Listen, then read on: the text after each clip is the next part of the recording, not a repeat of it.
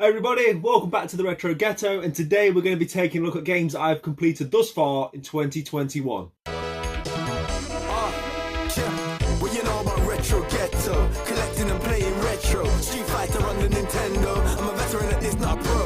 Lock into the Retro Ghetto, come and have a look around in the ghetto. We got Sonic and Staples Settle, lock into the Retro Ghetto. Okay, let's crack on. It's 2021, we're a month into it already, and I've managed to complete 7 games thus far. I wanted to get a video out because last year, I think my first video I did of games completed in 2020 was like 17 long, and it was just too long a video, but I didn't get to talk about each game as much as I would have liked to. So yeah, I'll probably try and do one of these videos once every month or every 6 weeks, depending on how many games I'm able to get through. And as always, quick disclaimer, when I say completed, I'm not a platinum guy. I don't look for every achievement, every trophy, I don't look for every collectible.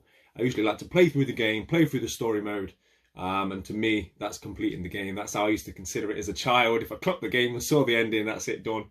Unless stated, I always finish games on medium or standard difficulty setting. I'm not one of these guys that likes to punish myself on extra hard mode or game plus or any of that. So yeah, with all that out of the way, actually, before we get into the games, this video should be going live on Wednesday. Just want to give a shout out to LKG. You'll notice the conveniently placed Kong behind me. Yeah, Lil Kong Gaming. I'm appearing on his podcast. We're having a live chat, which will be tonight if you're watching this on the day of release, which is Wednesday. So please head over to his channel. I say we're having a nice chat. It's going to be broadcast live from 9 PM, I think. So yeah, head over to there, support the channel. And yeah, hopefully you guys enjoy it. If you can't watch it live, don't worry. You can still watch it on his channel at any other time. So make sure you subscribe to him and give that a listen if you can. It's much appreciated. So, without further ado, let's get into the game, shall we? That's what we're here for.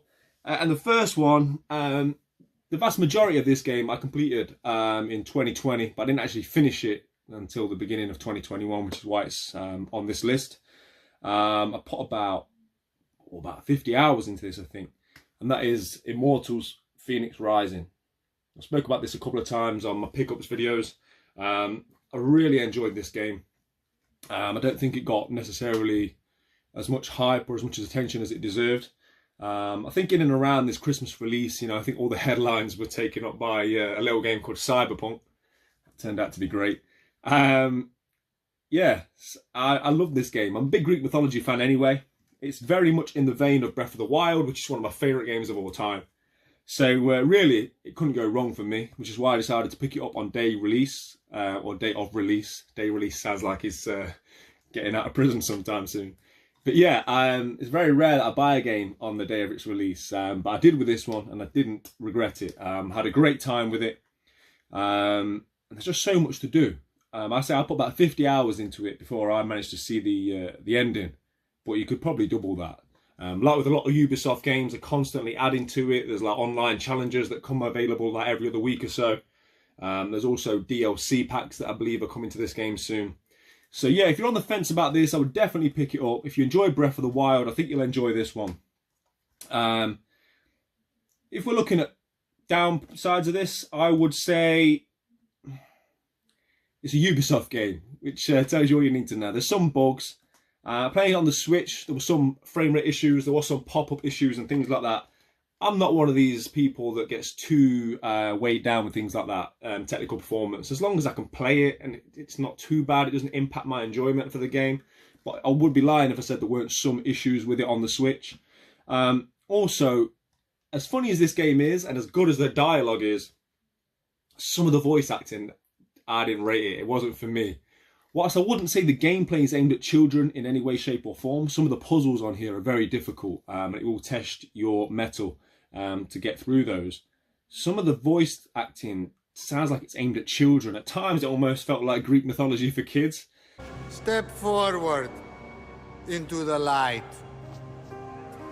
The mysteries I have to offer are as infinite as the grains of sand scattered across the floor. What is your question? Oh, wise oracle, how do I reverse the curse and turn everyone back from stone? Wow, that's a real question. I don't know. It's a mystery. Well, then, how do I get my stolen bracers back? Ah, another mystery. Yes, that's why I came to you. The Oracle. Oh, yes. Well, circling that, I'm just the priest. The Oracle here turned to stone. But the smoke here is something else. Do you think sand is called sand because it's between the sea and the land? Once you get over that, like I say, halfway into the game or so, I sort of got used to it, but it certainly was a little bit jarring for the first 10, 20 hours. I was a bit like, it kept throwing me every time there was cutscenes. Like, the voice acting just wasn't for me. I haven't heard too many people talk about it, so maybe it's just me. But yeah, I'd be remiss if I didn't say that the voice acting was a little off. That's about it though. Everything else about this game I really enjoyed. I'm going to put some footage up. You're probably seeing it now. I loved how fluid the movement is. You can literally just go so quickly from being on your horse to flying to running. And like Breath of the Wild, you can, you know, if you can see it, you can climb it, you can do it, you can swim it. And nothing's off limits. It's a brilliant game. I really would enjoy it. One of the things I'm going to do differently this year with my games completed in 2021 is I'm going to give them all a score out of 10. I'm going to keep like a little league table, and at the end of the year we'll be able to see what my favourite games were. And I'm going to give this an 8. Put a lot of time into it. It's very rare I put 50 hours into a game, and I enjoyed all of them. And I really did enjoy it with this. So yeah, Phoenix Rising, the first game I completed in 2021, and I'd give it an 8 out of 10. Okay, so the second game that I managed to complete this year is Street Fighter Alpha 2 Gold. This was on the Street Fighter Alpha Anthology Collection. And it's what a lot of people would consider to be the definitive Street Fighter Alpha game. It's a great time. You know, it is what it is. You can't really go wrong with the Alpha series. For any of you collectors out there, or you don't have this version yet, it's well worth picking up this one. Great value for your money. This contains Street Fighter Alpha, Street Fighter Alpha 2, Street Fighter Alpha 2 Gold, Street Fighter Alpha 3, and Super Gem Fighter. Not only does it contain all those games, but it also contains the Street Fighter 2 anime movie. They've cut out the Chun-Li shower scene, unfortunately. But yeah, so it's a good watch, that. So it's probably worth the price for that alone. Never mind all those great games. I cleared this with, I think it was Ken. And what I would say about the Street Fighter Alpha games is it's probably my favourite artwork of all the Street Fighter games. In the games I'd like to see made video that I did a few weeks back, I said I would like a new Alpha game with new up-to-date, you know, anime-style graphics, what that franchise is famous for. The backgrounds in this, like the level designs are absolutely fantastic. And yeah, it's just a great game.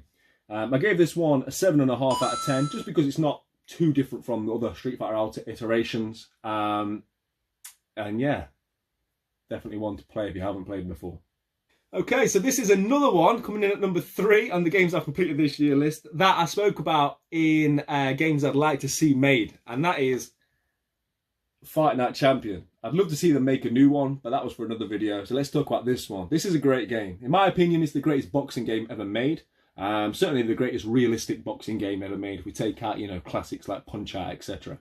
I played this on the story mode, Fight Night Champion, if you like, where you play as a young man who gets wronged, you get sent to prison, you fight a way out of prison. You then go from light heavyweight to heavyweight because you put on so much weight while she was inside. The odds are stacked against you. You know how the stories go, and you fight your way up to becoming the heavyweight champion of the world. It's a really good game. The graphics hold up to this day. I played it on my Xbox 360 kiosk. I like sort of standing up sometimes, especially to play these sort of arcade style games. It's really good fun. The roster is brilliant as well for multiplayer. So you know, it's really, really good fun. I used to play this with a good friend of mine quite regularly. We'd both be Sugar Ray Robinson because we thought he was the best fighter on the game, and we'd fight to play with him. But yeah, fantastic game, great graphics, holds up to this day, it really does. I'm a harsh critic, I'm going to say, right? When it comes to films, games, my friends know me for being harsh, okay? But maybe I'm only playing good games this year. I'm going to give this an 8. I genuinely think it's the best boxing game ever made. I'd be remiss to give it any less. So yeah, we're going to give this one an 8 out of 10 as well. And EA, give us some more. Give us some more Fight Night, please. maybe I just don't play bad games. I mean, I probably do, I just don't finish them. Actually, that's a lie. We're gonna get to a bad game before too long. The next game that I finished is one that I play every couple of years or so. It's a classic game, doesn't need much introduction, on the Super Nintendo, and that is FZero. The music is amazing, the gameplay is amazing. It really was a pioneering game. It was ahead of its time. You used to be able to use the shoulder buttons on the SNES pad, and your ship would dip to help you around the corners. It's so much fun, this one. The only sort of criticism I could really have for this is it's lacking in game modes. There's no multiplayer, which is, you know, a real shame. I think there's many a child that would have loved to have played this with their brothers and sisters growing up. It was so much fun, but yeah, sadly no multiplayer. There is a lack of depth in the game itself. Even completing it, you just play one of the 3 leagues that are available. You play your way through them. There's no sort of like ending screen. There's no congratulations. There's no Mario Kart bottle of champagne falling out of fish. There's nothing, you know. It's purely about the gameplay, and it is a great game. It's a classic, and again, I'm going to give this an 8 out of 10. Okay, so this is the game which has taken up the majority of my gaming hours thus far this year. I spoke about this again on a recent pickups video. I absolutely fell in love with this game, and that is Ori and the Will of the Wisps. This is the second one in the series. I haven't played the first one. I did it backwards. My missus bought me this for Christmas. That's my excuse. Apparently they're both brilliant, although a lot of people say this one is slightly the better one. I will be adding the first one to my collection at some point and playing through that, so hopefully we'll see that on the list this year as well. I've put up some footage of this game before, and I've tried to speak about this game before and tried to explain it. Best way I can explain it is courtesy of my friend Jake, shout out to you, who I was talking to about this game, and what he said to me stuck with me. He just simply said, Ori is art.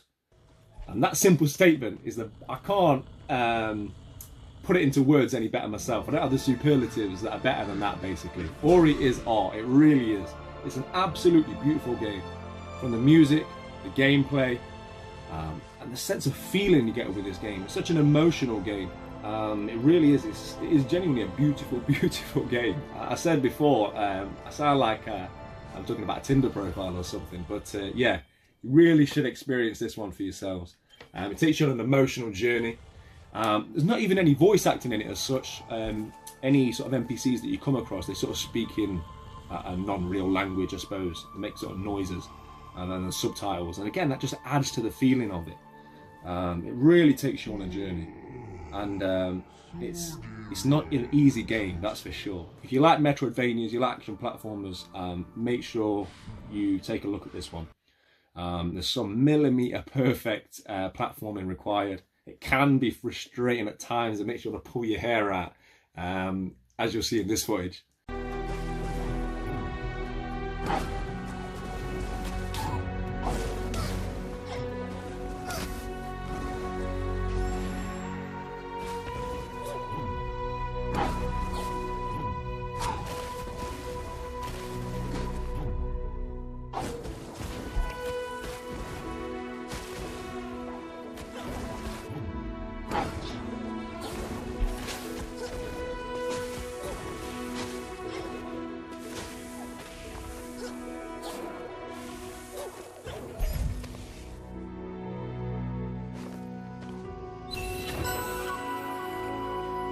Yeah, so as you can see, it does require millimeter perfect, but it's very rewarding. I felt satisfied with the ending in terms of difficulty, and I felt like it was a challenge, and also in terms of the storyline. It was just a great game, and I'm going to give it a 9 out of 10. I think that'll take some beating this year, I really do. I know it's only early January, but yeah, I think that's going to take quite a lot to knock that off the top spot. Okay, so a change of pace. This is what I tend to do with my gaming habits. When I put a lot of hours into a game, such as Phoenix Rising or Ori, which I think took me 25, 30 hours, something like that, I haven't checked. But when things like that happen, I tend to need to hit the reset button. I tend to go back to my retro, pick up and play. And I usually tend to play a couple of, easy going games, if you like. Pick up and play, as I say. Before I go back into a big open world sort of game, which is going to take a lot of my mental strength and a lot of my time. And I decided to take a look at my SNES games. I've got a lot that I've never played. And I decided to have a look at Legend. Now, as you'll see from the footage I'm showing you, Legend is a side-scrolling beat-em-up. And it's been increasing in value quite rapidly, actually. And this has become quite an expensive game. You're probably looking at 50, 60, 70 pounds for a decent copy of this. The artwork on the box is great, as you can see. And you can imagine kids, you know, before the internet days, seeing that on the shelves and picking it up. Now, what I would say is it's a really, really nice looking game. The graphics are fantastic of its era. The sprites are large. There's a good colour palette. And, you know, I can't say enough for the graphics. Sadly, that's where the good things end. I didn't enjoy this game at all. I really didn't. Very generic. There was sort of nothing to it. It was just the same. There was like 3, if not 4 enemies that were just coming in hordes, the same enemies over and over again. I think they had 1 musical score, maybe 2. I think maybe there was a deviation slightly towards the end, but it was the same repetitive music, the same repetitive enemies. In terms of the gameplay, I just did a flying kick the whole way through the game. I'm one of them people, if you make a game easy for me, I'll take the easy route. I'm not going to enjoy it, but don't give me that option. Don't allow me to fly and kick my way through the whole game. And that's pretty what I did. Jump and kick the whole way through the game. Nothing was difficult. I don't think I got 1 game over.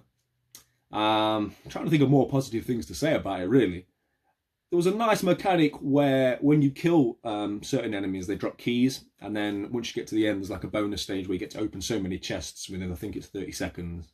Depending on how many keys you picked up. And you can choose which chests you go to. Some sort of cost you 5 keys. Some will cost you 1 key to open them. And you get better rewards based on which chests you choose. Yeah, so that was, I thought, a nice little mechanic in there. But otherwise, I'm struggling for good things to say about this game. I'm going to give it a 4 out of 10. Unless you are a collector, don't spend your hard-earned money on this. That's my advice. If you're intrigued, play it on a ROM. It's really not worth your money. And 4 out of 10 is based on the graphics alone. That's it. There's nothing else I can say about this game, really. So yeah, Legend, not legendary. Don't think I'll ever be going back in my SNES. Okay, so we're coming to the last game, the 7th game that I've completed in what is January 2021, and staying with side-scrolling beat-em-ups, but of a different pace, and I'd like to say a better game than the one I've just mentioned, and that is Ninja Saviors. What's its full title? Ninja Saviors: Return of the Warriors. I really enjoyed this one. It was one that I was really intrigued by. It was one of them games that I was surprised it got a physical release, and then when it did, it got sort of like a limited physical release. It was only cheap. It was like £25 brand new. I don't know if you guys have noticed, but why is it that cheaper games, especially on the Switch, come with more stuff than like AAA £55 games? This comes out with a full colour manual, he says, as he opens to a plain black page. But yeah, it comes with a full colour manual of each character, all their movesets, nice artwork in there. It's a really nice book. Comes with a poster. I say poster. It's not. I think it's like A4, if that. Yeah, but again, beautiful artwork.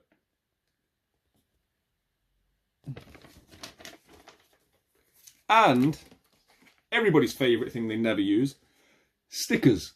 I mean, to get all that for what is a £25 budget game, why can't you answer me this? Why can't AAA first-party developers give you a manual when small developers putting out limited run games for 25 quid can give you all that?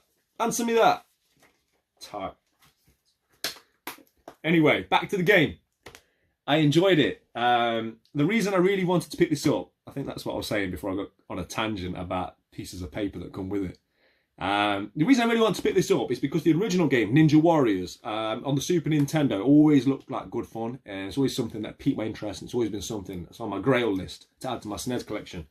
But it is so expensive. It's unrealistic. It's like £500, £600, £700 easy. I'm never going to spend that on a game. So, yeah, when this came out, I was really intrigued. Couldn't wait to pick it up. And I've had so much fun with it. it's not just a beat 'em up. It is, but it's more than that. There's so many moves in it. There's a big move set. It's quite advanced for a beat 'em up. I would just go out on a limb and say, I can grab it.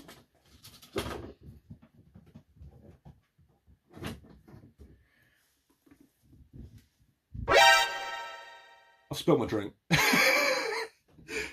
Cut. Sorry about that, guys. I spilled my drink, which wouldn't be too much of a disaster, except it was Vimto. And I don't really want Vimto all over my floor, to be honest. But, yeah, enough of that. Where was I? Yes, I was talking about this game. And I was saying that this was one of my favourite modern beat-em-ups in recent time. But I'm going to go say this is a better game. I enjoyed this one more. Whilst this has got critical acclaim, the Vimto's gone to my head. I can't even talk anymore. Whilst this one had critical acclaim and everyone seemed to love Streets of Rage 4, I found it a little generic, to be honest. Whereas this, I thought was a breath of fresh air. There was loads of movesets. There's a lot of unlockable characters. I never got bored. There's loads of different waves of enemies. And yeah, it's a sort of game that does actually make you want to play it again, which for me is unusual. As I say, I like to play a game once, complete it, and it's done. But yeah, had a good time with this. A beat 'em up will never be my favourite game. I find them nice to just pick up and play. Obviously, Streets of Rage 2 is, you know, an amazing game. I love that. As much for the music as anything else. But yeah, as far as beat 'em ups go, I had a lot of fun with this, and I would definitely recommend it if you haven't tried it thus far. It's on PlayStation 4 as well, probably more. But yeah, Ninja Saviors. I'd advise buying this rather than the £700 original Super Nintendo one. And I'd give it a 7. That's not, I don't want that to seem as a negative. It's a strong 7. It's just, as I say, beat 'em ups aren't my favourite game. But yeah, as far as beat 'em ups go, this is a good one. Pick it up. And that's it. 7 games. I think I've done quite well. I think after doing a couple of beat 'em ups, I'm ready to tackle something big again now. So I don't know if it's about you guys, but I love that feeling of ticking the few games off that I needed to finish. And then sort of being able to look at your plethora of games and, you know, start again. What do I want to get my teeth into now? So I think I'm going to, you know, go for like a big juicy open world game or something. So, you know, make sure you stick around for the next game's completed video to see what that was. As I aforementioned at the beginning of this video, please check out my podcast, the live stream that I'm going to be on this evening, if you're watching this on day of release, on Little Con Gaming's channel. I'm really looking forward to that. He does a lot for the community, and I'm thankful for him to invite me on the show, and looking forward to having a chat with him and discussing, you know, all things gaming, really. As I keep saying, I'm packing up the game room. This side of the room looks absolutely dreadful right now. Yeah, it looks like TK Maxx. It looks like TK Maxx on, you know, a sale day. It's shocking. There's just shit everywhere. But yeah, that means I'm going to be filming more and more pieces of my collection as I'm boxing it up. So I'll be putting out another bonus video this Sunday. So please hit the subscribe button. I think we've just hit 600 subscribers. You know, I'm blown away by how much the channel is growing. Thank you to everybody that's getting involved. Let's keep it going. And as always, keep it retro. Play your games. I'll see you on the next one. Thank you. Retro Ghetto.